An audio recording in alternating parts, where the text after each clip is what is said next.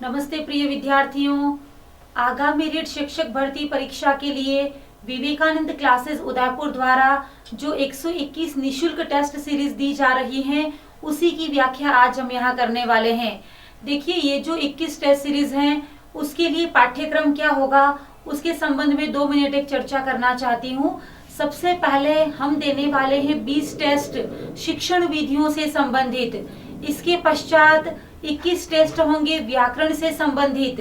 तत्पश्चात 20 व्याकरण से संबंधित टेस्ट सीरीज होंगी। इसके पश्चात देखिए, संपूर्ण शिक्षण विधियां और संपूर्ण व्याकरण होने के उपरांत हम परीक्षा पैटर्न पर आधारित 60 टेस्ट लेकर आ रहे हैं। तो ये हो गई आपकी पूरी 121 टेस्टों की श्रृंखला। तो चलिए प्रारंभ करते हैं। हमारे प्रारंभिक 20 वीडियो संस्कृत शिक्षण विधियों को समर्पित हैं। चलिए प्रारंभ करते हैं। Test number 1।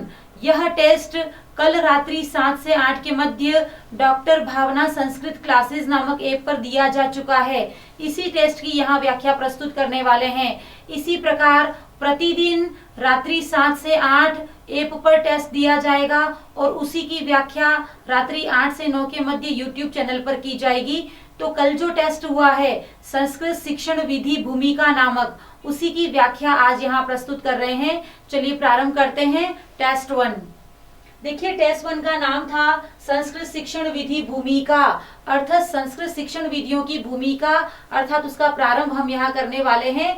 संस्कृत शिक्षण विधियों की बेसिक इंट्रोडक्शन से टेस्ट प्रारंभ हो रहा है। चलिए देखते हैं टेस्ट नंबर 1 का क्वेश्चन नंबर 1। क्वेश्चन नंबर 1 है, संस्कृत दिवसः कदा भवति। संस्कृत दिवस कब होता है। यहाँ 4 ऑप्शन दिए गए हैं। माघ पूर्णिमायाम, चैत्र पूर्णिमायाम, श्रावणी पूर्णिमायाम और वैशाख पूर्णिमायाम। तो देखिए, संस्कृत दिवस कब मनाया जाता है। तो संस्कृत दिवस मनाया जाता है श्रावणी पूर्णिमा को। श्रावणी पूर्णिमा के दिन ही रक्षाबंधन भी होता है। तो रक्षाबंधन और संस्कृत दिवस दोनों समान ही तिथि को आते हैं और वह तिथि है श्रावणी पूर्णिमा। तो संस्कृत दिवसः कदा भवति, इस प्रश्न का सही उत्तर हो जाएगा श्रावणी पूर्णिमा। क्वेश्चन नंबर 2 है, ध्वन्यात्मक शब्देः विचाराणाम प्रकटनम एव भाषा। ध्वन्यात्मक शब्देः विचाराणाम प्रकटनम एव भाषा इति कस्य परिभाषा। यह परिभाषा किसकी है। ध्वन्यात्मक शब्दों के माध्यम से विचारों को प्रकट करना ही भाषा है। यह परिभाषा किस विद्वान की है। ऑप्शन अ है आनंदवर्धनः, ऑप्शन ब है प्लेटो महोदयः, ऑप्शन स है पाणिनि, ऑप्शन द है पतंजलि। देखिए, कुछ परिभाषाएं हमें यहाँ याद करनी है कि भाषा की परिभाषा क्या है। तो देखिए, हम बात कर रहे हैं ध्वन्यात्मक शब्दों के माध्यम से विचार को प्रकट करना ही भाषा है। यह परिभाषा किसके द्वारा दी गई है। तो देखिए, इसका सही उत्तर हो जाएगा आनंदवर्धन महोदय। इसका सही उत्तर हो जाएगा आनंदवर्धन महोदय के द्वारा यह परिभाषा दी गई है। देखिए, आनंदवर्धन ने ही ऐसी परिभाषा क्यों दी, तो कुछ चर्चा यहाँ पर करने वाले हैं। देखिए, ये जो आनंदवर्धन है, यह ध्वनि संप्रदाय के प्रवर्तक हैं। ध्यान दीजिएगा, यह ध्वनि संप्रदाय के प्रवर्तक हैं, अर्थात इन्होंने ध्वनि को काव्य की आत्मा स्वीकार किया है। ध्वनि संप्रदाय होने के कारण इन्होंने काव्यस्य आत्मा ध्वनि ही, काव्यस्य आत्मा ध्वनि ही यह विचार प्रस्तुत किया है। अर्थात इन्होंने ध्वनि को काव्य की आत्मा स्वीकार किया है। अतः इनकी परिभाषा में भी ध्वनि शब्द का सर्वप्रथम उल्लेख है। आनंदवर्धन के अनुसार ध्वनि ही काव्य की आत्मा है और उस ध्वनि के माध्यम से जो उच्चारित शब्द हैं, उन ध्वन्यात्मक शब्दों के माध्यम से ही विचारों को प्रकट करना भाषा कहलाता है। इसके पश्चात हम बात करेंगे क्वेश्चन नंबर 3 की। क्वेश्चन नंबर 3 है, संस्कृत साहित्यस्य दृष्टि उत्कृष्ट कालः कः। संस्कृत साहित्य की दृष्टि से उत्कृष्ट काल क्या है, अर्थात संस्कृत साहित्य का उत्कृष्ट काल किसे स्वीकार किया गया है। ऑप्शन अ है मौर्य काल। क्या मौर्य काल में संस्कृत भाषा का अत्यधिक विकास हुआ था? ऑप्शन ब है गुप्त काल, ऑप्शन स है शुंग काल और ऑप्शन द है सर्वे। ध्यान दीजिएगा, संस्कृत साहित्य का उत्कृष्ट काल किसे स्वीकार किया गया है, यह तीसरा प्रश्न है। तो देखिए आपका सही उत्तर हो जाएगा ऑप्शन ब, संस्कृत साहित्य का उत्कृष्ट काल माना गया है गुप्त काल को। देखिए कुछ प्रामाणिक तथ्य यहाँ पर देना चाहती हूँ मैं। सबसे पहले बात करें तो पुराणों की, पुराणों का संकलन सर्वप्रथम गुप्त काल में ही प्रारंभ हुआ। इसके पश्चात यदि हम बात करें तो संस्कृत साहित्य में महाकवि कालिदास जो हैं, उन्होंने महाकवि कालिदास का आविर्भाव भी इसी काल में हुआ है और महाकवि कालिदास ने अपनी 7 कृतियों की रचना भी इसी काल में की है। यदि बात करें 13 प्रसिद्ध नाटकों के रचयिता महाकवि भास की, तो महाकवि भास भी इसी काल में हुए हैं, अर्थात वे भी गुप्त काल में ही हुए हैं और गुप्त काल में उन्होंने 13 नाटकों की रचना की है। इसके पश्चात बात करें शूद्रक की, तो शूद्रक ने विशाख दत्त और शूद्रक इत्यादि सभी कवि इसी काल में हुए हैं। तो निसंदेह जो हमारा गुप्त काल है वह संस्कृत साहित्य के उन्नयन की दृष्टि से सर्वश्रेष्ठ है। तो हमारा क्वेश्चन नंबर तीसरा, जो कि संस्कृत साहित्य की दृष्टि से उत्कृष्ट काल क्या था, तो संस्कृत साहित्य का उत्कृष्ट काल निसंदेह गुप्त काल है, क्योंकि पुराणों का संकलन, बहुत अधिक शिलालेखों की, संस्कृत शिलालेखों की रचना इसी काल में हुई है। हमारे महाकवि कालिदास, भास, विशाखदत्त, शूद्रक इत्यादि इसी काल में अपने नाटकों की रचना करते थे। अतः संस्कृत साहित्य की दृष्टि से उत्कृष्ट काल माना गया है गुप्त काल को। इसके पश्चात हम बात कर रहे हैं क्वेश्चन नंबर 4, शिक्षा शब्दे कह धातु। शिक्षा शब्द में कौन सी धातु है? देखिए ऑप्शन अ है शिक्ष, ऑप्शन ब है शिक्षण, ऑप्शन स है शिक्ष, ऑप्शन द है सर्वे। तो देखिए हमें यहाँ पर थोड़ा सा कंफ्यूजन हो रहा है ऑप्शन अ और ऑप्शन स को लेकर। देखिए दोनों ही शिक्ष लिखा हुआ है, लेकिन जिस धातु में अ आता है वह धातु सदैव हलंत होती है। तो शिक्ष यह भी एक अकारांत धातु है और इसके अंत में अ आ रहा है और ये जो अ है वो हलंत होना चाहिए और हलंत अ हमें दिखाई दे रहा है ऑप्शन स में। तो शिक्ष ऑप्शन स हमारा सही उत्तर हो जाएगा। इसके पश्चात बात करेंगे हम क्वेश्चन नंबर 4 की, अंतर्निहित शक्ति नाम बाह्य प्रकटनम एवं भाषा इति कस्य उक्ति ही। अंतर्निहित शक्तियों को बाह्य प्रकट करना ही भाषा है, यह किसकी उक्ति है? ऑप्शन अ है बाल गंगाधर तिलक महोदय, ऑप्शन ब है गांधी जी, ऑप्शन स है जवाहरलाल नेहरू महोदय और ऑप्शन द है विवेकानंद। देखिए हम बात कर रहे हैं कि अंतर्निहित शक्तियों को बाह्य प्रकट करना ही भाषा है। यह परिभाषा किस विद्वान की है? तो देखिए यह परिभाषा है विवेकानंद महोदय की। विवेकानंद जयंती अभी 12 जनवरी को ही गई है और विवेकानंद वह उत्प्रेरक हैं जिन्होंने यह कहा है कि जितनी भी हमारी अंतर्निहित शक्तियां हैं, जितनी भी हमारी कैपेसिटी है, उसको बाहर निकालकर प्रस्तुत करना ही कौन है? भाषा है। तो क्वेश्चन नंबर 5 का सही उत्तर हो जाएगा option D Vivekananda. Next question है आपका, संस्कृत आयोगस्य कः अध्यक्षः आसीत्। संस्कृत आयोग का अध्यक्ष कौन था? देखिए 2 संस्कृत आयोग बन चुके हैं। हम बात कर रहे हैं प्रथम संस्कृत आयोग की, क्योंकि यहाँ पर वर्ष दे रखा है 1956-57। प्रथम संस्कृत आयोग बना था 1956-57 में। उस समय उसके अध्यक्ष कौन थे? तो देखिए क्या ऑप्शन नंबर अ है राम कुमार चटर्जी, ऑप्शन ब है सुनीति कुमार चटर्जी, ऑप्शन स है विष्णु कुमार चटर्जी और ऑप्शन द है बंकिम चंद्र चटर्जी। तो संस्कृत आयोग के अध्यक्ष कौन रहे होंगे? जब प्रथम संस्कृत आयोग 1955-56 में बना तो उस समय उस आयोग के अध्यक्ष रहे थे सुनीति कुमार चटर्जी। यदि हम बात करें द्वितीय संस्कृत आयोग की, तो द्वितीय संस्कृत आयोग वर्ष 2014 में बना था। ध्यान दीजिएगा द्वितीय संस्कृत आयोग वर्ष 2000 में बना था। उस समय उसके अध्यक्ष थे सत्यव्रत शास्त्री। कई बार यह प्रश्न हमारी बहुत अच्छी प्रथम श्रेणी शिक्षक भर्ती परीक्षा, द्वितीय श्रेणी शिक्षक भर्ती परीक्षा इत्यादि में पूछा गया है कि द्वितीय संस्कृत आयोग के अध्यक्ष कौन है। तो आपका सही उत्तर हो जाएगा सत्यव्रत शास्त्री। और द्वितीय संस्कृत आयोग कब गठित हुआ, तो सही उत्तर हो जाएगा वर्ष 2014। इसके पश्चात हम बात करेंगे क्वेश्चन नंबर 7 की। संस्कृत आयोगे कति सदस्याः आसन। प्रथम संस्कृत आयोग में कितने सदस्य थे। ध्यान दीजिएगा, प्रथम संस्कृत आयोग जो कि वर्ष 1956-57 में बना था, उस समय उस आयोग में कितने सदस्य थे।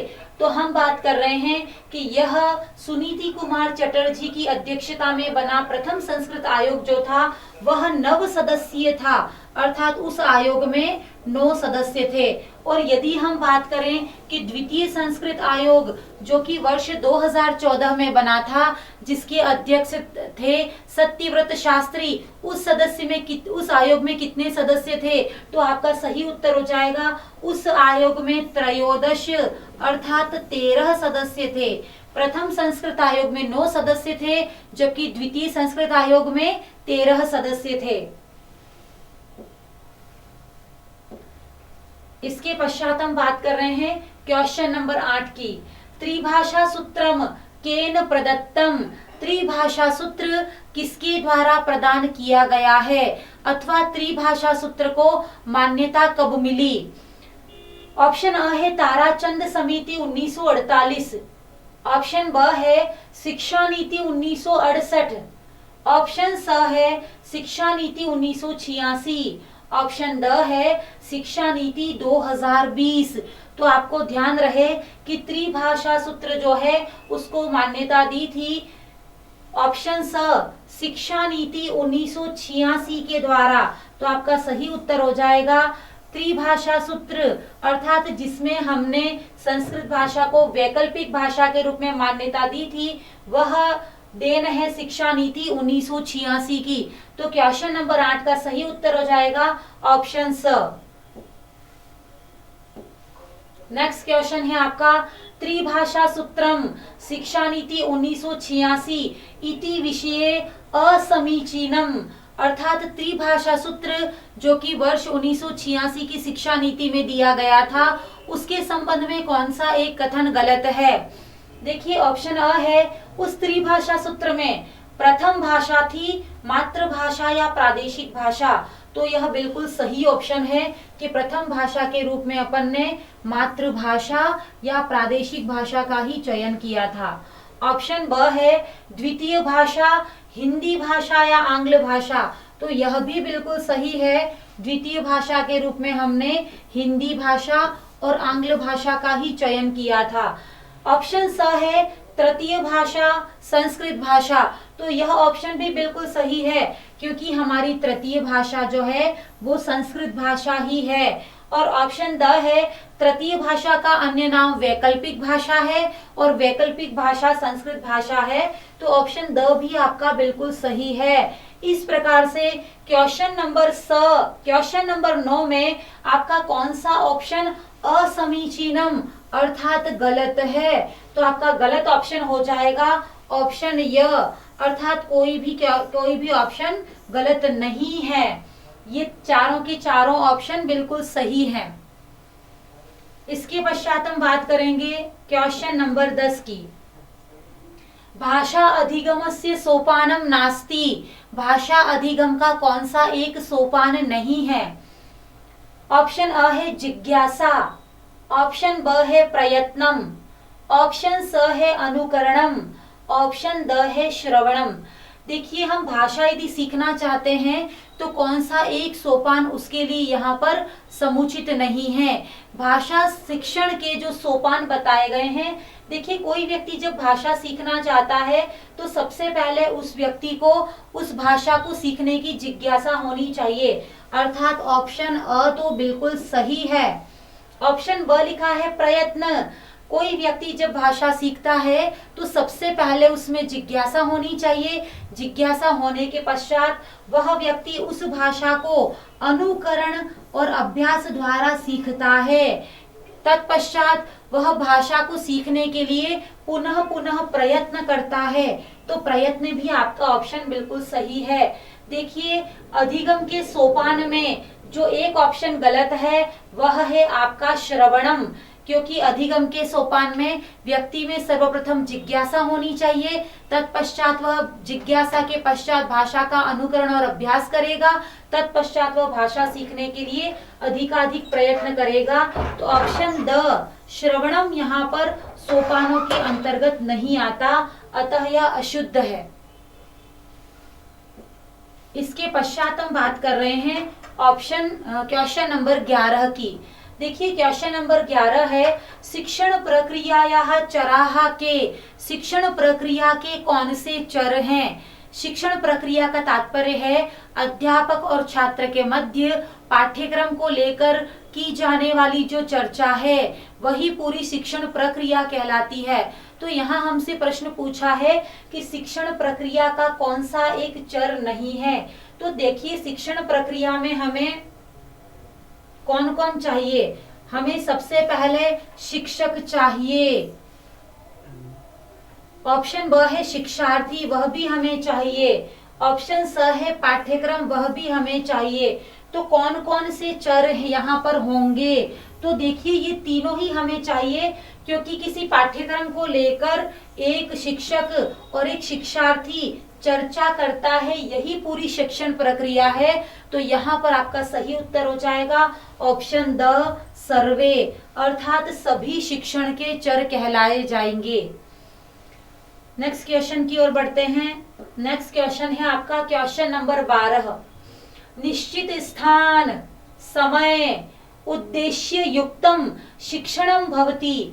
वह कौन सा शिक्षण है जिसमें निश्चित स्थान होता है, निश्चित समय होता है और निश्चित उद्देश्यों को आधार मानकर शिक्षण करवाया जाता है? तो इस प्रकार का शिक्षण क्या कहलाएगा? ऑप्शन अ है औपचारिकम, ऑप्शन ब है अनौपचारिकम, ऑप्शन स है उभयम और ऑप्शन द है न कोअपि, अर्थात कोई भी नहीं। तो देखिए, दो प्रकार की शिक्षण प्रक्रिया हम पढ़ते हैं सामान्यतया। हमने अपनी क्लासरूम स्टडी में भी पढ़ा है कि दो प्रकार की शिक्षण प्रक्रिया है, एक अनौपचारिक शिक्षण प्रक्रिया और दूसरी औपचारिक शिक्षण प्रक्रिया। देखिए, औपचारिक शिक्षण प्रक्रिया की बात करें तो औपचारिक शिक्षण प्रक्रिया में क्या होता है? यदि हम बात करें औपचारिक शिक्षण प्रक्रिया की, तो औपचारिक शिक्षण प्रक्रिया में जो समय है वह निश्चित होता है, अर्थात जितने भी विद्यार्थी हैं उनको टाइम टेबल पहले दे दिया जाता है, समय निश्चित होता है, स्थान निश्चित होता है कि ये परीक्षा किस स्थान पर ली जाएगी, कौन से क्लासरूम में ली जाएगी। इसके पश्चात उसका पाठ्यक्रम निश्चित होता है कि इस परीक्षा में पाठ्यक्रम क्या रहेगा तथा कितने समय के अंदर यह परीक्षा हमें पूर्ण करनी है, यह भी निर्धारित रहेगा तथा परीक्षा करने के पश्चात उसका मूल्यांकन भी दिया जाएगा।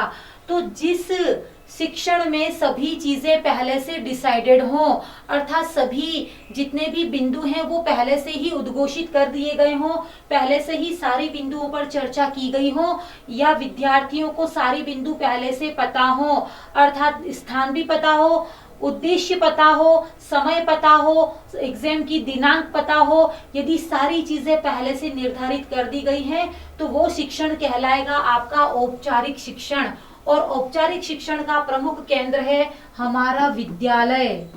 औपचारिक शिक्षण का प्रमुख केंद्र कहलाया जाएगा हमारा विद्यालय। देखिए, ऑप्शन ब की यदि बात करें तो अनौपचारिक शिक्षण करवाया जाता है हमारे घरों में, अर्थात इसका प्रमुख जो स्थल है वह है गृह, अर्थात घर पर यदि हमारे माता पिता, हमारे जितने भी पेरेंट्स दूसरे हैं वो सारे यदि किसी छात्र को चेक करते हैं, समय समय पर वह यह देखते हैं कि कितनी आदतें परिवर्तित हुई, कितना उसका विकास हो रहा है। तो इसमें कोई समय निर्धारित नहीं होगा, इसमें किसी प्रकार का मूल्यांकन नहीं किया जाएगा, इसमें किसी प्रकार की ग्रेडिंग या नंबर नहीं दिए जाएंगे, इसमें किसी स्थान अथवा समय का निर्धारण नहीं होगा। किसी भी समय कोई भी व्यक्ति किसी को भी देखकर उसका निरीक्षण और अवलोकन कर सकता है। यह था हमारा अनौपचारिक शिक्षण। तो देखिए, औपचारिक शिक्षण वह है जिसमें स्थान, समय इत्यादि पूर्व निर्धारित होते हैं और इसकी सूचना छात्र को पूर्व में दे दी जाती है कि आपका मूल्यांकन इस दिनांक को इस समय और इस स्थान पर रहेगा। पहले से निर्धारित जो शिक्षण है वह कहलाएगा आपका औपचारिक शिक्षण। तो क्वेश्चन नंबर 12 का सही उत्तर था ऑप्शन अ। इसके पश्चात हम बात कर रहे हैं B.S. ब्लूम महोदय। ध्यान दीजिएगा, B.S. ब्लूम महोदय की हम लोग यहाँ बात करने वाले हैं, जो कि प्रमुख शिक्षा शास्त्री हैं। B.S. ब्लूम महोदय के अनुसार शिक्षण उद्देश्यों में कौन एक नहीं है? B.S. ब्लूम महोदय ने जो शिक्षण के उद्देश्य बताए हैं, उन शिक्षण उद्देश्यों में कौन एक शिक्षण उद्देश्य यहाँ पर समुचित नहीं है? देखिए, संज्ञानात्मक, ऑप्शन ब है भावात्मक, ऑप्शन स है क्रियात्मक और ऑप्शन द है सर्वे संति। कौन सा एक शिक्षण उद्देश्य यहाँ पर नहीं है? तो देखिए, संज्ञानात्मक की भी चर्चा उन्होंने की है, भावात्मक की भी चर्चा उन्होंने की है, तत्पश्चात क्रियात्मक मूल्यांकन या क्रियात्मक उद्देश्य भी उन्होंने बताए हैं। तो यहाँ पर कोई भी उद्देश्य अशुद्ध नहीं है। आपका सही उद्देश्य हो जाएगा सर्वे संति, अर्थात सभी उद्देश्य शिक्षण के उद्देश्यों के अंतर्गत गिने जाते हैं। इसके पश्चात हम बात करेंगे क्वेश्चन नंबर 14 की। संस्कृत शिक्षण से प्रमुख उद्देश्यम अस्ति। संस्कृत शिक्षण का एक प्रमुख उद्देश्य कौन सा है? देखिए, एक से अधिक उत्तर भी हो सकते हैं, लेकिन हमसे पूछा गया है प्रमुख उद्देश्यम, अर्थात निम्नांकित में से एक कौन है जो कि सबसे मुख्य है? संस्कृत शिक्षण से प्रमुख उद्देश्यम किम अस्ति? ऑप्शन अ है संस्कृत संस्कृतेः संरक्षणम संवर्धनम च। संस्कृत शिक्षण का क्या प्रमुख उद्देश्य संस्कृत का और संस्कृति का संरक्षण और संवर्धन करना है? ऑप्शन ब संस्कृत ज्ञानस्य हस्तांतरणम, ऑप्शन स संस्कृत ग्रंथानां परिचय प्रदानम, ऑप्शन द संस्कृतम प्रति रुचि जागरणम। देखिए, हमसे पूछा गया है कि संस्कृत शिक्षण का सबसे प्रमुख उद्देश्य कौन है? तो आपका सही उत्तर हो जाएगा वर्तमान समय में विद्यालयों में जो संस्कृत पढ़ाई जा रही है उसका प्रमुख उद्देश्य यह है कि प्रत्येक छात्र संस्कृत के प्रति अपनी रुचि और जिज्ञासा प्रस्तुत करे। यदि छात्र संस्कृत पढ़ने के प्रति अपनी रुचि और जिज्ञासा और जागरण अर्थात जागृत है, तो निस्संदेह वो भारतीय संस्कृति की रक्षा भी करेगा और भारतीय संस्कृति का प्रचार और प्रसार भी करेगा। तो सबसे प्रमुख उद्देश्य माना जाएगा कि वर्तमान समय में आवश्यकता भी है कि प्रत्येक छात्र संस्कृत के प्रति अपनी रुचि जिज्ञासा प्रस्तुत करे और संस्कृत के प्रति जागृत हो। तो आपका सही उत्तर हो जाएगा ऑप्शन द। इसके पश्चात हम बात कर रहे हैं बालक विकास दृष्टया। बालक के विकास की दृष्टि से प्राथमिक स्तरे शिक्षा माध्यमः भवेत्।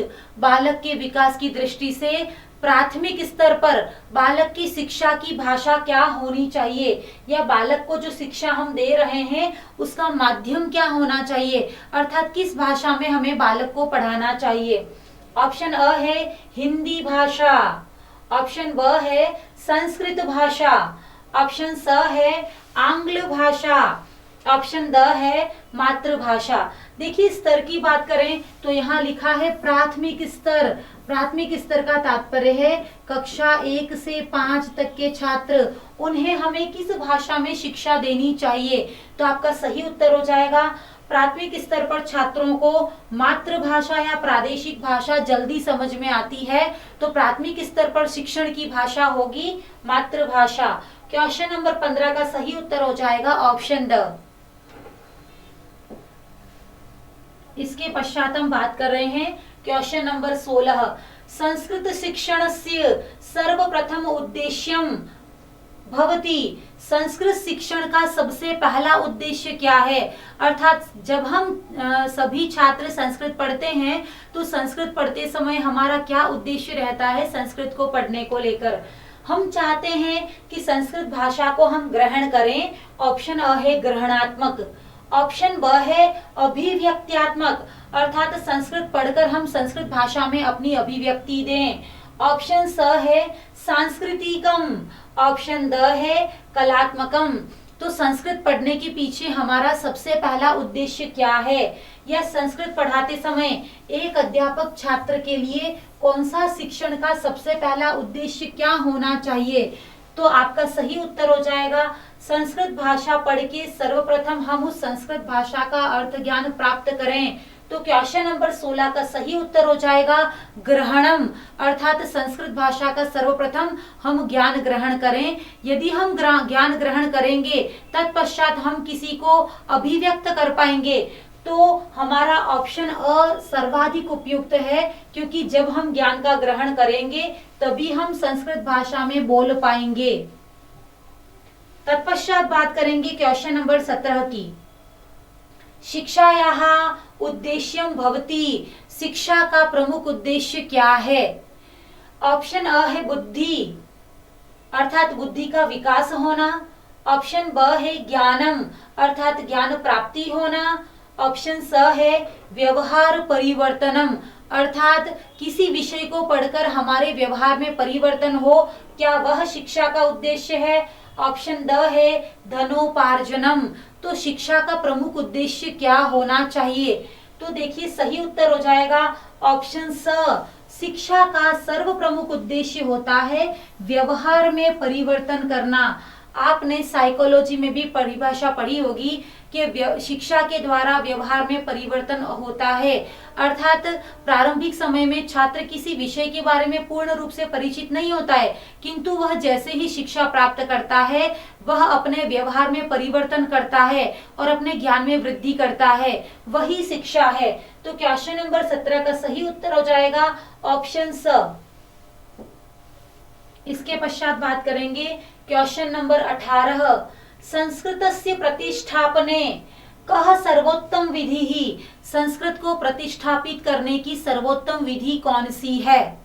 संस्कृत भाषा को यदि हम विश्व भाषा बनाना चाहते हैं अथवा उसे प्रतिष्ठित करना चाहते हैं तो संस्कृत को प्रतिष्ठापित करने की सर्वोत्तम विधि कौन सी है। ऑप्शन अ है आगमन निगमन विधि, ऑप्शन ब है संश्लेषण विधि, ऑप्शन स है संभाषण द्वारा शिक्षणम, ऑप्शन द है अनुवाद विधि। तो संस्कृत को प्रतिष्ठापित करने की सबसे प्रमुख विधि है संभाषण द्वारा शिक्षणम, अर्थात यदि संस्कृत को संस्कृत बोलते हुए पढ़ाया जाए तो इससे संस्कृत भाषा सुदृढ़ होगी, अर्थात संस्कृत भाषा का विकास होगा। सामान्यतया देखा होगा आपने जितने भी विद्यालय हैं हमारे उनमें संस्कृत भाषा को हिंदी भाषा के माध्यम से पढ़ाया जाता है, तो हिंदी भाषा का विकास होता है। हम चाहते हैं कि संस्कृत भाषा का विकास हो तो संस्कृत भाषा को संस्कृत भाषा के माध्यम से ही पढ़ाना पड़ेगा। तो सही उत्तर हो जाएगा संभाषण द्वारा शिक्षणम। तत्पश्चात हम बात कर रहे हैं क्वेश्चन नंबर 19 की। संस्कृत शिक्षण से प्रमुख समस्या, संस्कृत शिक्षण की प्रमुख समस्या क्या है। संस्कृत सीखता है जब कोई छात्र या हम संस्कृत पढ़ाते हैं किसी छात्र को, तो उस समय संस्कृत पढ़ने और पढ़ाते समय सबसे बड़ी समस्या कौन सी आती है। तो देखिए ऑप्शन अ लिखा है दोषपूर्ण शिक्षा पद्धति, ऑप्शन ब लिखा है अशिक्षा, ऑप्शन स है संसाधनानाम अभावः, अर्थात संसाधनों का अभाव, संसाधनानाम अभावः, अर्थात संसाधनों का अभाव। ऑप्शन द है भेदभावपूर्ण शिक्षणम। तो आपका सही उत्तर हो जाएगा संस्कृत शिक्षण करवाते समय प्रमुख समस्या आती है दोषपूर्ण शिक्षा पद्धति, अर्थात संस्कृत भाषा को हिंदी भाषा के माध्यम से पढ़ाया जा रहा है, जबकि यदि संस्कृत भाषा को संस्कृत भाषा के माध्यम से ही पढ़ाया जाए तो प्रारंभिक कुछ दिनों में संस्कृत छात्रों के लिए कुछ समस्याएं आएंगी, कुछ कठिनाई आएंगी, किंतु छात्र धीरे धीरे संस्कृत भाषा के लिए हैबिचुअल हो जाएंगे और वो संस्कृत भाषा में ही लिखना और बोलना सीख जाएंगे। आपने देखा होगा कि जितने भी कॉन्वेंट और इंग्लिश मीडियम के स्कूल हैं उनमें प्रायः सभी छात्रों को अंग्रेजी विषय का यदि कोई लेक्चर है तो अंग्रेजी को अंग्रेजी के माध्यम से ही पढ़ाया जाता है और पूरी जितना भी क्लास का ड्यूरेशन है उसमें छात्र को अंग्रेजी भाषा में ही बोलने को कहा जाता है। प्रारंभिक दिनों में ये कठिन हो सकता है, किंतु धीरे धीरे छात्र जब हैबिचुअल हो जाते हैं, उनकी आदत बन जाती है, तो वो उसी भाषा में संभाषण करना प्रारंभ कर देते हैं। तो यहाँ पर संस्कृत शिक्षण की जो प्रमुख समस्या है वह दोषपूर्ण शिक्षा पद्धति है। छात्र को संस्कृत भाषा को हिंदी माध्यम से पढ़ाया जा रहा है, जो कि उचित नहीं है। संस्कृत को यदि प्रत्यक्ष विधि अथवा निर्बाध विधि के माध्यम से पढ़ाया जाए, अर्थात संस्कृत को संस्कृत भाषा के माध्यम से ही पढ़ाया जाए, तो निसंदेह संस्कृत भाषा संवर्धित होगी। अतः इस दोषपूर्ण शिक्षा पद्धति का परित्याग करके संस्कृत को संस्कृत भाषा के माध्यम से ही पढ़ाना चाहिए, तभी संस्कृत भाषा पुनः प्रतिष्ठित हो सकेगी। तो क्वेश्चन नंबर 19 का सही उत्तर था ऑप्शन अ। तत्पश्चात हम बात कर रहे हैं नेक्स्ट और लास्ट क्वेश्चन की। देखिए, इस फर्स्ट टेस्ट सीरीज में 20 कुल प्रश्न थे और इसी टेस्ट सीरीज का पहला टेस्ट सीरीज का अंतिम प्रश्न यहाँ पर उपस्थित हो गया है। स्थायी साहित्यस्य अंगम अस्ति। स्थायी साहित्य का अंग कौन सा है, अर्थात यहाँ पर वह कौन सी चीज है जो कि साहित्य को स्थायी बना देती है। ऑप्शन अ है वाचन कला, ऑप्शन ब है भाषण कला, ऑप्शन स है लेखन कला, ऑप्शन द है पठन कला। अर्थात निम्नांकित में से वह कौन सा अंग है जो कि भाषा या साहित्य को स्थायी बना देता है। तो आपका सही उत्तर हो जाएगा ऑप्शन स। अर्थात कोई भी विषय वस्तु यदि हमने लिख दी है, लिखकर यदि हमने उसको स्थायी कर लिया है तो वह स्थायी साहित्य का अंग बन जाएगा। तो लेखन कला स्थायी साहित्य का अंग माना जाएगा। तो ये थे आपकी फर्स्ट टेस्ट सीरीज का अंतिम प्रश्न। देखिए, कल जो टेस्ट हुआ था उसकी व्याख्या यहाँ पर हमने अभी प्रस्तुत कर दी है। आज जो टेस्ट होने वाला है उसकी व्याख्या अभी हम यहाँ प्रस्तुत कर रहे हैं। तो देखिए, टेस्ट नंबर 1 और टेस्ट नंबर 2 दोनों की व्याख्या हम एक साथ प्रस्तुत करने वाले हैं। यह टेस्ट प्रत्येक रात्रि सायं 7 से 8 बजे तक ऐप पर लिया जाता है और इसकी विस्तृत व्याख्या हम YouTube पर रात्रि 8 बजे कर रहे हैं। तो यहाँ आप टेस्ट 2 की व्याख्या आज देख सकते हैं। चलिए प्रारंभ करते हैं टेस्ट 2 की व्याख्या। देखिए, टेस्ट 2 हमारा जो था वो पहले ही हमने ऐप पर अनाउंस कर दिया था कि हमारा आज का जो टेस्ट है वह कौशलानाम विकासः अर्थात कौशलों से संबंधित है। तो चलिए प्रारंभ करते हैं टेस्ट 2 की विस्तृत व्याख्या। टेस्ट 2 का पहला प्रश्न है, मौखिक अमूर्त ध्वनि विज्ञानेन सह संबद्धः कौशलम किम। निम्नांकित में से वह कौन सा कौशल है जो कि मौखिक है, अमूर्त है और ध्वनि विज्ञान के साथ संबंधित है। तो देखिए, यहाँ 4 ऑप्शन दे रखे हैं, भाषण कौशलेन, पठन कौशलेन, श्रवण कौशलेन, लेखन कौशलेन और यह ऑप्शन दे रखा है अ स उभयम, अर्थात अ और स दोनों ही सही हैं। तो देखिए, ऐसा कौन सा कौशल है जो कि मौखिक है, अमूर्त है और ध्वनि विज्ञान के साथ संबंधित है। तो ध्यान दीजिएगा, ऐसा कौशल हमें दिखाई दे रहा है भाषण कौशल। भाषण देखिए मौखिक है, अमूर्त है। भाषण देखिए किस प्रकार का है, भाषण मौखिक भी है, अमूर्त भी है और भाषण ध्वनि विज्ञान के साथ संबंधित है।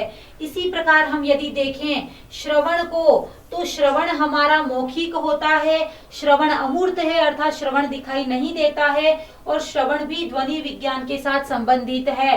तो क्वेश्चन नंबर पहले का सही उत्तर हो जाएगा ऑप्शन य, अर्थात अ और स दोनों ही ऑप्शन बिल्कुल सही हैं। इसके पश्चात हम बात करेंगे क्वेश्चन नंबर 2 की। सस्वर वाचनः क्रियते, अर्थात सस्वर वाचन किया जाता है किसके द्वारा? ऑप्शन अ है अध्यापकेन, ऑप्शन ब है छात्रेण, ऑप्शन स है उभौ अर्थात दोनों के द्वारा। सस्वर वाचन का तात्पर्य है कि हम ध्वन्यात्मक शब्दों के माध्यम से बोलें, अर्थात ऐसा वाचन जिसमें आवाज या ध्वनि हो, ऐसा वाचन कौन करता है? तो देखिए हमारा सही उत्तर हो जाएगा कि ऐसा वाचन दोनों ही करते हैं, अर्थात छात्र और अध्यापक दोनों ही सस्वर वाचन करते हैं। अब ध्यान दीजिएगा, अध्यापक सस्वर वाचन कब करता है और छात्र सस्वर वाचन कब करता है? अध्यापक सस्वर वाचन करेगा आदर्श पाठ करते समय या आदर्श वाचन करते समय, जबकि छात्र सस्वर वाचन करेगा अनुकरण वाचन करते समय, अर्थात जब अध्यापक के द्वारा किए गए पाठ का वह पुनः अनुसरण करता है तो अब अनुकरण वाचन करते समय छात्र भी सस्वर वाचन में ही बोलता है, अर्थात आवाज के साथ ही बोलता है। तो देखिए सस्वर वाचन अध्यापक और छात्र दोनों के ही द्वारा संपन्न किया जाएगा। तो क्वेश्चन नंबर 2 का सही उत्तर हो जाएगा ऑप्शन स, अर्थात अध्यापक और छात्र दोनों ही सस्वर वाचन करते हैं। अध्यापक आदर्श वाचन के समय और छात्र अनुकरण वाचन के समय सस्वर वाचन का प्रयोग करता है। तत्पश्चात हम बात करेंगे क्वेश्चन नंबर 3 की। श्रुत लेख विधि संबद्ध अस्ति, श्रुत लेख विधि का संबंध है। ध्यान दीजिएगा, क्वेश्चन नंबर 3 है श्रुत लेख विधि का संबंध किससे है? ऑप्शन अ है भाषण कौशलेन, ऑप्शन ब है पठन कौशलेन, ऑप्शन स है श्रवण कौशलेन। देखिए यहाँ पर आपको 3 ऑप्शन ही दिए गए हैं और 3 ऑप्शन के आधार पर ही आपको अपने प्रश्न के उत्तर का निर्धारण करना है।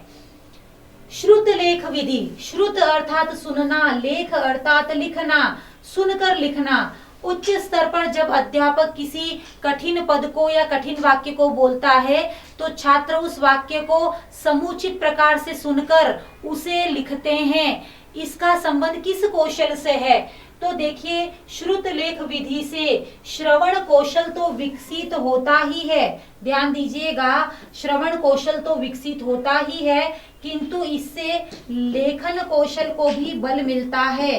अर्थात यहाँ दिए गए ऑप्शन के अनुसार तो हमारा सही उत्तर हो जाएगा ऑप्शन स। किंतु यदि श्रवण कौशल के साथ लेखन कौशल भी होता तो श्रुत लेख विधि का संबंध श्रवण कौशलेन लेखन कौशलेन च, अर्थात इन दोनों कौशलों के साथ ही इस श्रुत लेख विधि का संबंध माना जाएगा।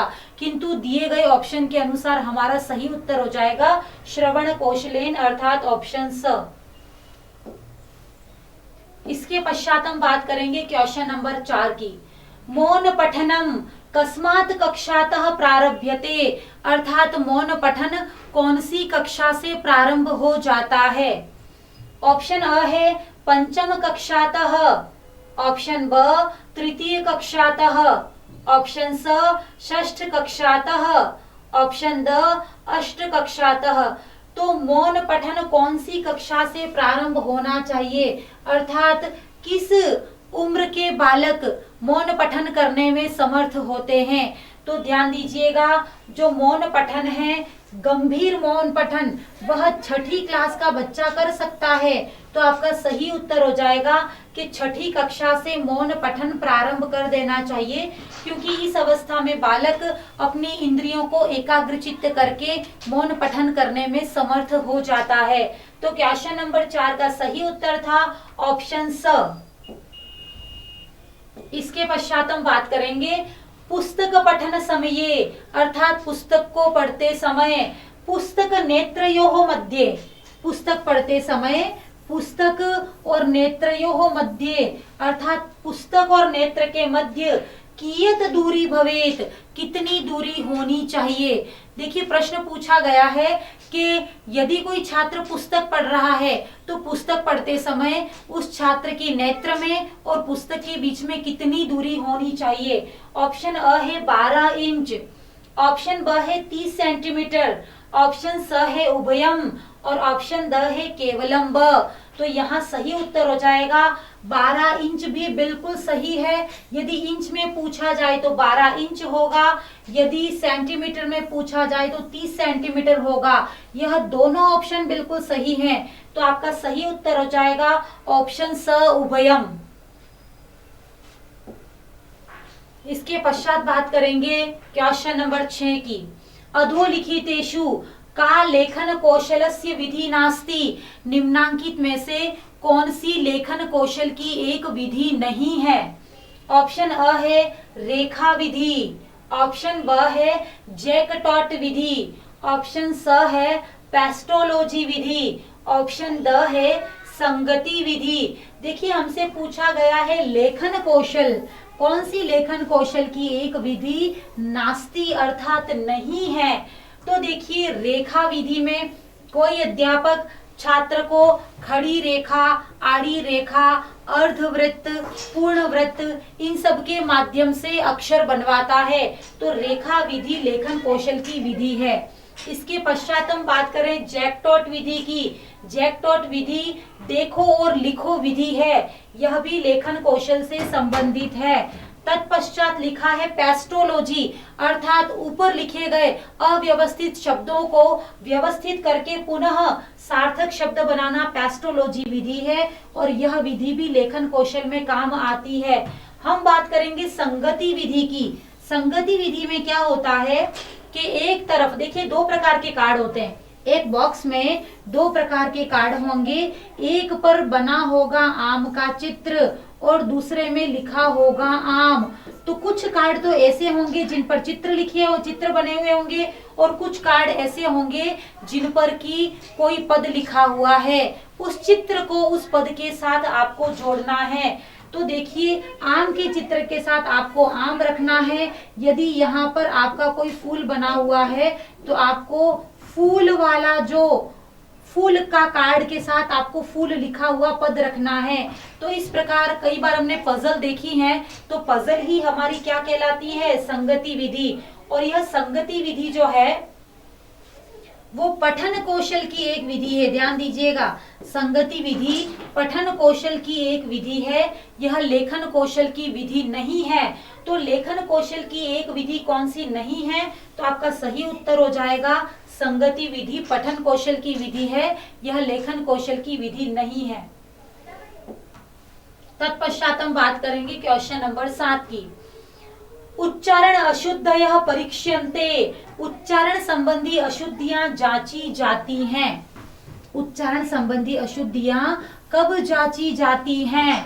ऑप्शन अ है गहन मौन पठने, ऑप्शन ब है गंभीर मौन पठने, ऑप्शन स है द्रुत मौन पठने, ऑप्शन द है सस्वर पठने। उच्चारण संबंधी अशुद्धियां अर्थात बोलते समय हम गलत बोल रहे हैं, तो हमने कौन सा पद या कौन सा वर्ण गलत बोल दिया, इसकी जांच हम कब कर सकते हैं? तो आपका सही उत्तर हो जाएगा, देखिए मौन पठन में तो उच्चारण संबंधी कोई भी अशुद्धियां नहीं परीक्षा की जाएगी, क्योंकि हम इसमें मौन हैं, हम इसमें नहीं पढ़ रहे हैं। किंतु यदि हम किसी पद को सस्वर अर्थात जोर से बोलते हैं, तो वह बोलते समय हमने कौन सा पद गलत बोला है, कौन सी मात्रा हमने गलत बोली है, यह हम स्वयं ही जांच पाते हैं। तो उच्चारण संबंधी अशुद्धियों की जांच कहाँ पर होगी? तो सही उत्तर हो जाएगा सस्वर पठने, अर्थात आवाज के साथ जब हम बोलते हैं तभी हम उच्चारण संबंधी अशुद्धियों को पकड़ पाते हैं और उनका समाधान कर पाते हैं। तो क्वेश्चन नंबर 7 का सही उत्तर हो जाएगा ऑप्शन द। तत्पश्चात हम बात करेंगे क्वेश्चन नंबर 8 की। ग्रहणात्मक कौशलम किम, अर्थात ग्रहणात्मक कौशल कौन सा है? ग्रहण अर्थात कोई वक्ता, कोई छात्र, कोई पाठक जब किसी विषय वस्तु को स्वयं ग्रहण करता है अर्थात आत्मसात करता है, तो वही ग्रहणात्मक कौशल होगा। तो यहाँ पूछा है ग्रहणात्मक कौशल कौन सा है? देखिए ऑप्शन अ है लेखनम। लिखकर हम किसी भी दूसरे व्यक्ति को कुछ चीज बताते हैं, कोई मैसेज देते हैं, जैसे कि यदि आपने सुबह उठकर गुड मॉर्निंग का मैसेज किया तो वह आपने स्वयं अपने लिए नहीं किया है, good morning to all of you या गुड मॉर्निंग या सुप्रभात आपने किसी अन्य व्यक्ति को बोला है, तो लिखना हमारा प्रेक्षणात्मक कौशल कहलाएगा। ध्यान दीजिएगा, लिखना हमारा प्रेक्षणात्मक कौशल कहलाएगा, अर्थात लिखकर हम अपने मनोभाव किसी अन्य व्यक्ति के सामने फेंकते हैं। प्रेक्षण अर्थात फेंकना या प्रस्तुत करना, तो लेखन किसी अन्य व्यक्ति के लिए होता है, तो ये प्रेक्षणात्मक है। देखिए भाषणम, भाषण भी अर्थात बोलते हैं हम किसके लिए, किसी अन्य व्यक्ति के लिए। जैसे कि मैं भी यहाँ पर आप सभी लोगों के लिए बोल रही हूँ, सभी छात्रों के लिए बोल रही हूँ, तो भाषण भी एक प्रेक्षणात्मक कौशल है। अब बात कर रहे हैं श्रवण कौशल की, तो कोई भी व्यक्ति सुनकर ग्रहण करता है, अर्थात विषय वस्तु को अपने अंदर उतारता है या उसको आत्मसात करता है, तो उसको कहेंगे आपका ग्रहणात्मक कौशल। तो ग्रहणात्मक कौशल कौन सा है, सही उत्तर हो जाएगा श्रवण कौशल ग्रहणात्मक कौशल है। तत्पश्चात बात करेंगे प्रेक्षणात्मक कौशलों में कौन गिना जाता है। निम्नांकित में से कौन सा कौशल प्रेक्षणात्मक कौशल है, अर्थात कौन सा कौशल दूसरे व्यक्ति के लिए हम करते हैं। तो देखिए यहाँ पर आपको पहले ही बता दिया गया था कि प्रेक्षणात्मक कौशल वो होगा जो कि हम दूसरे व्यक्ति के लिए करेंगे। तो यहाँ देखिए पठनम, पढ़ते हम स्वयं के लिए हैं, हम स्वाध्याय जब करेंगे तो हम अपने लिए करेंगे, तो देखिए ये तो ग्रहणात्मक कौशल हुआ। हम सुनते हैं, तो सुनते भी हम स्वयं हैं, अर्थात कोई व्यक्ति जब बोलता है तो उसकी बात को हम सुनते हैं, अपने बॉडी में उतारते हैं, तो ये आपका श्रवण कौशल जो है वो भी ग्रहणात्मक कौशल है। किंतु यदि हमने कहा लेखनम, हमने कुछ लिख दिया है, तो वो लिखते हम किसी दूसरे व्यक्ति के लिए हैं। जैसे कि मैंने कहा, मैंने लिख दिया सुप्रभात, तो ये सुप्रभात मैंने अपने लिए नहीं लिखा है, ये मैंने मैसेज करके सभी को भेजा है, तो यहाँ सही उत्तर हो जाएगा प्रेक्षणात्मक हो जाएगा आपका लेखन कौशल, जबकि आपके पठन और श्रवण हो जाएंगे ग्रहणात्मक कौशल। इसके पश्चात बात करेंगे क्वेश्चन नंबर 10 की। मोंटेसरी महोदयानुसार कौशलानाम क्रमः किम, मोंटेसरी महोदय के अनुसार कौशलों का सही क्रम क्या है। देखिए कौशलों का जो मनोवैज्ञानिक क्रम है वो तो आपका है L, S, R और W, अर्थात सबसे पहले कौन, श्रवण कौशल, फिर है आपका भाषण कौशल, फिर आपका है श्रवण भाषण, फिर है पठन कौशल और लास्ट आपका है लेखन कौशल। देखिए कौशलों का मनोवैज्ञानिक क्रम पूछें तो श्रवणम, भाषणम, पठनम और लेखनम है। किंतु यदि मारिया मोंटेसरी के अनुसार हमसे पूछा जाए तो आपको कुछ भी नहीं करना, ये चौथे नंबर का कौशल उठाकर आपको तीसरे नंबर पे रखना है और तीसरे नंबर को कौशल को उठाकर अंत में रख देना है। तो इस प्रकार आपका पठन जो कौशल है वो लास्ट में आना चाहिए। देखिए पठन कौशल लास्ट में आपका आ रहा है केवल ऑप्शन स में, और देखिए पठन से पहले आपका लेखन आना चाहिए, अर्थात हमारा चौथा कौशल तीसरा बन जाएगा, तो इससे पहले लेखन आ रहा है। तो इस प्रकार मारिया मोंटेसरी के अनुसार कौशलों का सही क्रम हो जाएगा ऑप्शन स। मारिया मोंटेसरी ने लेखन कौशल पर अधिक बल दिया है, अतः लेखन को चौथे स्थान पर न रखकर उन्होंने लेखन को तीसरे स्थान पर रख दिया है। तो क्वेश्चन नंबर 10 का सही उत्तर हो जाएगा ऑप्शन स। इसके पश्चात हम बात करने वाले हैं क्वेश्चन नंबर 11 की। बलाघात और स्वराघात, बलाघातः स्वराघातः च केन सह संबद्धः। बलाघात और स्वराघात का संबंध किससे है। ऑप्शन अ है वाचने भाषणे च, वाचन और भाषण के साथ। ऑप्शन ब है लेखने, लिखते समय। ऑप्शन स है श्रवणे, सुनते समय। ऑप्शन द है सर्वे। बलाघात और स्वराघात क्या है, देखिए किसी वर्ण पर अतिरिक्त बल लगाकर बोलना, अर्थात किसी छोटी मात्रा पर इतना अधिक बल लगा दिया जाए कि वो ह्रस्व मात्रा दीर्घ मात्रा के रूप में परिणत हो जाए, तो उसे कहेंगे बलाघात या स्वराघात। और देखिए, किसी वर्ण पर अतिरिक्त बल लगाकर छोटी मात्रा को बड़ी मात्रा के समान उच्चारित करना, ये तो बोलते समय काम आएगा, अर्थात उच्चारण करते समय काम आएगा। तो उच्चारण से संबंधित कौशल यहाँ पर केवल वाचन और भाषण है, लिखना और सुनना नहीं है।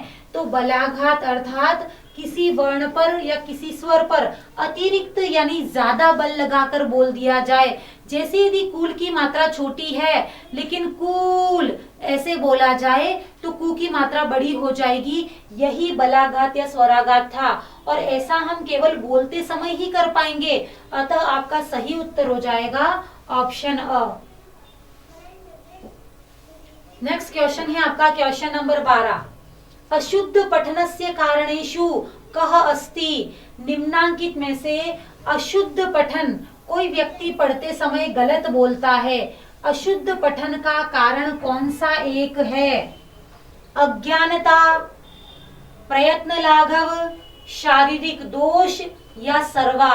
कोई व्यक्ति पढ़ते समय रीडिंग लगाते समय यदि अशुद्ध रीडिंग लगाता है, अशुद्ध बोलता है, तो उसका कौन सा एक कारण हो सकता है? ऑप्शन अ अज्ञानता बिल्कुल सही है, ऑप्शन द प्रयत्न लाघव बिल्कुल सही है, ऑप्शन स शारीरिक दोष अर्थात हमारी जिह्वा जो है वो छोटी होना, जिह्वा का तालू से चिपका हुआ होना इत्यादि शारीरिक दोष भी हो सकते हैं, अर्थात अशुद्ध पठन के सभी दोष हो सकते हैं। तो क्वेश्चन नंबर 12 का सही उत्तर हो जाएगा ऑप्शन द सर्वाहा।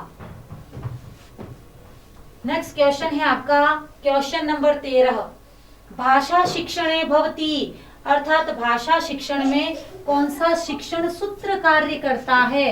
भाषा शिक्षण में कौन सा शिक्षण सूत्र प्रयुक्त होता है?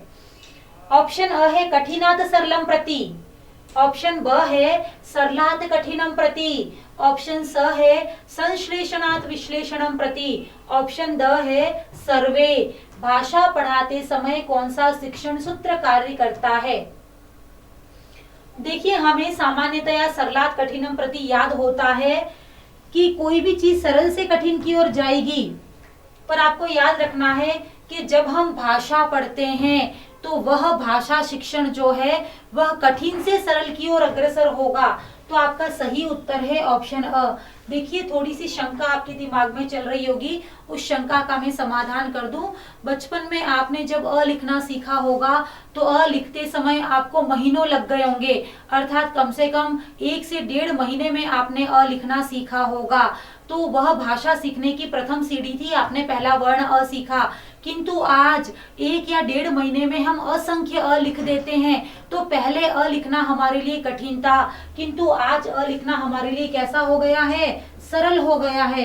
तो भाषा शिक्षण सदैव कठिन से सरल की ओर अग्रसर होती है, किंतु यदि इसके स्थान पर शिक्षण पूछा जाता तो शिक्षण कार्य जो है वह सदैव सरल से कठिन की ओर अग्रसर होगा। तो क्वेश्चन नंबर 13 का सही उत्तर था ऑप्शन अ। नेक्स्ट क्वेश्चन की बात करेंगे, क्वेश्चन नंबर 14। अभी पहले ही मैंने बता दिया था कि शिक्षण कार्य कैसा होता है। शिक्षण कार्य अर्थात अध्यापक पढ़ाते समय किस प्रकार का शिक्षण कार्य प्रयुक्त करे, अर्थात कौन सा शिक्षण सूत्र प्रयुक्त करे। तो देखिए, ध्यान दीजिएगा, एक अध्यापक पढ़ाते समय विषय वस्तु को पहले सरल पढ़ाता है, तत्पश्चात वह कठिन विषय वस्तु की ओर अग्रसर होता है। तो शिक्षण कार्य सदैव सरलात कठिनम प्रति अग्रसर होता है। तो क्वेश्चन नंबर 14 का सही उत्तर हो जाएगा ऑप्शन ब। नेक्स्ट क्वेश्चन है, संस्कृत भाषा अधिगमाय सर्व कौशलानाम अभ्यासः संभवति, अर्थात संस्कृत भाषा सीखते समय, संस्कृत भाषा को समझते समय, सीखते समय सभी प्रकार के जो कौशल हैं उन सभी प्रकार के कौशलों का अभ्यास किससे संभव है? ध्यान दीजिएगा, संस्कृत भाषा पढ़ते समय जितने भी कौशल हैं हमारे, वो सभी कौशल किससे, किसके माध्यम से संभव हो पाएंगे? ऑप्शन अ है चलचित्रेण, ऑप्शन ब है मानचित्रेण, ऑप्शन स है संगणकेन, ऑप्शन द है अभ्यास पुस्तिकया। तो देखिए क्वेश्चन नंबर 15 का सही उत्तर हो जाएगा संगणकेन। संगणक का तात्पर्य यहाँ पर कंप्यूटर से है, अर्थात कंप्यूटर के माध्यम से श्रवण, भाषण, पठन, लेखन सभी प्रकार की विषय वस्तुओं का अभ्यास हो जाता है। तो संस्कृत शिक्षण के लिए एकमात्र सभी प्रकार के अभ्यास करने का साधन संगणक हो जाएगा। तो क्वेश्चन नंबर 15 का सही उत्तर हो जाएगा ऑप्शन स संगणक। नेक्स्ट क्वेश्चन है आपका क्वेश्चन नंबर 16। नेत्र, श्रोत्र, हस्तेंद्रियाणाम, नेत्र, श्रोत्र और हस्तेंद्रियों के प्रशिक्षण से ही लेखन कौशल होता है, अर्थात आई ईयर हैंड थ्योरी। यहाँ पर एक थ्योरी की हम लोग बात करने वाले, आई ईयर हैंड थ्योरी। इस थ्योरी का संबंध किस प्रसिद्ध व्यक्ति से है? ऑप्शन अ है गांधी जी, ऑप्शन ब है मॉन्टेसरी, ऑप्शन स है नेहरू और ऑप्शन द है वेस्ट महोदय। तो देखिए आई ईयर हैंड थ्योरी देने वाली और लेखन कौशल पर बल देने वाली थी मारिया मॉन्टेसरी। तो क्वेश्चन नंबर 16 का सही उत्तर हो जाएगा ऑप्शन ब मॉन्टेसरी। उन्होंने लिखते समय नेत्र, श्रोत्र और हस्त इंद्रियों के प्रशिक्षण की बात कही थी। इन्हीं का संबंध आई ईयर हैंड थ्योरी से भी है। Question number 17। प्राचीन काले संस्कृत शिक्षणस्य प्रमुख उद्देश्य प्रमुखो विधि। प्राचीन काल में संस्कृत शिक्षण की प्रमुख विधि कौन सी थी? देखिए प्राचीन काल में जितना भी शिक्षण था वो परंपरागत विधि से होता था, अर्थात अध्यापक केवल मौखिक रूप से छात्रों को बोलकर बताता था और छात्र मौखिक कंठस्थीकरण करके उस विषय वस्तु को याद कर लेते थे।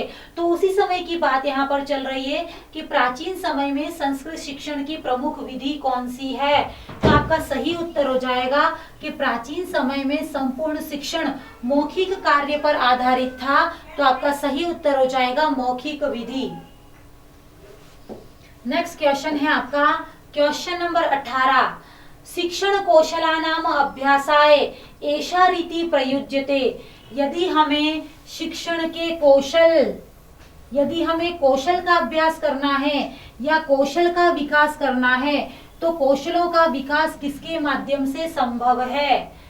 ऑप्शन अ है अभिक्रमित स्वाध्याय विधि, ऑप्शन ब है दल शिक्षण विधि, ऑप्शन स है समन्वय रीति और ऑप्शन द है सूक्ष्म शिक्षण विधि। तो देखिए सभी प्रकार के कौशलों का विकास यदि हमें करना है और कौशलों का हमें अभ्यास करना है तो कौशलों का अभ्यास करने वाली विधि हो जाएगी आपकी सूक्ष्म शिक्षण, अर्थात माइक्रो टीचिंग के माध्यम से हम अपने कौशलों का विकास संभवतया बहुत अच्छी प्रकार से कर सकते हैं। और इस माइक्रो टीचिंग में हमारे जितने भी कौशल हैं उन्हीं को इम्प्रूव किया जाता है, उन्हीं का अभ्यास किया जाता है। तो क्वेश्चन नंबर 18 का सही उत्तर हो जाएगा ऑप्शन द सूक्ष्म शिक्षण या माइक्रो टीचिंग। नेक्स्ट क्वेश्चन है आपका कस्य अभावे लेखन कार्य से सार्थकता न सिद्धयति। किसके अभाव में लिखने का कार्य सार्थक नहीं होगा? निम्नांकित में से किसके अभाव में लिखने का कार्य सार्थक नहीं होगा या लेखन कार्य की सार्थकता सिद्ध नहीं होगी? अर्थात लेखन कार्य तभी प्रामाणिक माना जाएगा जबकि ये होना चाहिए। ऑप्शन अ है संक्षेपण अभावे, ऑप्शन ब है चित्र अभावे, ऑप्शन स है संवाद अभावे और ऑप्शन द है संशोधन अभावे। अध्यापक ने छात्र को कोई गृह कार्य दिया, छात्र ने विस्तृत रूप से बहुत अच्छे से उस गृह कार्य को लिख दिया, लेकिन छात्र उस समय तक डाउटफुल रहता है, शंकालु रहता है कि मेरा ये विषय सही है या नहीं। तो जब तक कोई अध्यापक संशोधन न कर दे तब तक उसके छात्र के लेखन कार्य की सार्थकता नहीं रहती है। तो लेखन कार्य किसके अभाव में सार्थक नहीं है? तो संशोधन के अभाव में। संशोधन कर देने के पश्चात ही लेखन कार्य प्रामाणिक माना जाता है। तो क्वेश्चन नंबर 19 का सही उत्तर था ऑप्शन द। जो हमारा 20 प्रश्नों की पाठ्य शिक्षण विधियों का जो टेस्ट चल रहा है उसका टेस्ट नंबर 2 का ये लास्ट क्वेश्चन है। तो देखिए हम बात कर रहे हैं बृहद अक्षरेषु प्रथमम अंगुल्याः संचालनम तत्पश्चात तेषु अक्षरेषु पेंसिल लेखन्या आवर्तनम कस्मिन विधौ क्रियते। तो देखिए यहाँ पर कहा है बड़े अक्षरों पर, ध्यान दीजिएगा, बहुत बड़े बड़े और जो गहरे अक्षर होते हैं उन पर सबसे पहले अंगुली के माध्यम से संचालन करें, तत्पश्चात उन्हीं अक्षरों से पेंसिल और लेखनी के माध्यम से आवर्तन करें, अर्थात उसी पर बार बार उंगली घुमाई जाए। ऐसा किस विधि में होता है? ऑप्शन अ है मॉन्टेसरी विधि, ऑप्शन ब है रूपरेखा अनुकरण विधि, ऑप्शन ब है स्वतंत्र अनुकरण विधि, ऑप्शन द है जैक्टोट विधि। देखिए हमसे यहाँ कहा गया है कि बहुत बड़े बड़े अक्षरों पर सबसे पहले अंगुली से संचालन कीजिए, सबसे पहले अंगुली से संचालन कीजिए, तत्पश्चात उन अक्षरों पर पेंसिल और लेखनी के माध्यम से आवर्तन कीजिए, अर्थात पुनः पुनः अभ्यास कीजिए। तो यदि किसी कार्डबोर्ड पर या किसी गत्ते पर कोई वर्ण बना हुआ है, जैसे कि अ बना हुआ है, उस अ पर सबसे पहले अंगुली के माध्यम से पुनः पुनः लिखने का अभ्यास किया जाए, अर्थात अंगुली को चलाया जाए। तत्पश्चात यदि हम पेंसिल के माध्यम से या फिर लेखनी के माध्यम से पुनः उस वर्ण को लिखते हैं तो ऐसा लेखन क्या कहलाया जाएगा? ऑप्शन अ है मॉन्टेसरी विधि में ऐसा होता है। तो यदि बिल्कुल सही बात है कि मॉन्टेसरी विधि हमसे कहती है कि किसी गहरे कार्डबोर्ड पर या गत्ते पर क्या है कि कोई वर्ण बना दिया जाए और उस पर यदि बार बार अंगुली संचालन किया जाए, तो अंगुली संचालन करने के बाद यदि हम पेंसिल और लेखनी के माध्यम से उसी प्रकार का आवर्तन अर्थात उसी प्रकार का रिपीटिशन करते हैं तो वह वर्ण हम सरलता से बना पाते हैं। तो देखिए मॉन्टेसरी विधि का संबंध पहले भी लेखन कौशल से था और यहाँ पर भी मॉन्टेसरी विधि हमसे यही कहती है कि पहले किसी वर्ण के लिए बार बार हस्त प्रशिक्षण किया जाए, तत्पश्चात लेखनी और पेंसिल के माध्यम से उस पर रिपीटेशन किया जाए। तो यहाँ पर क्वेश्चन नंबर 20 का सही उत्तर हो जाएगा ऑप्शन अ, अर्थात मॉन्टेसरी विधि। देखिए ये जो निशुल्क टेस्ट हम प्रारंभ करने वाले थे, उस निशुल्क टेस्ट के पहले अर्थात फर्स्ट टेस्ट और सेकंड टेस्ट दोनों की व्याख्या आज इस वीडियो के माध्यम से कर दी गई है। इस प्रकार एक तीसरा टेस्ट आपको देना होगा ऐप में और उसकी व्याख्या उसी दिन रात्रि 8 बजे प्रस्तुत कर दी जाएगी। तो इसी प्रकार निरंतर 121 टेस्ट आपको ऐप में देने हैं और रात्रि 8 बजे उसकी व्याख्या निश्चित रूप से आपको प्राप्त होगी। तो अपनी सफलता को सुनिश्चित करने के लिए ऐप एवं हमारे YouTube चैनल से अवश्य जुड़ें और अपनी सफलता प्राप्त करें। जय हिंद, जय भारत।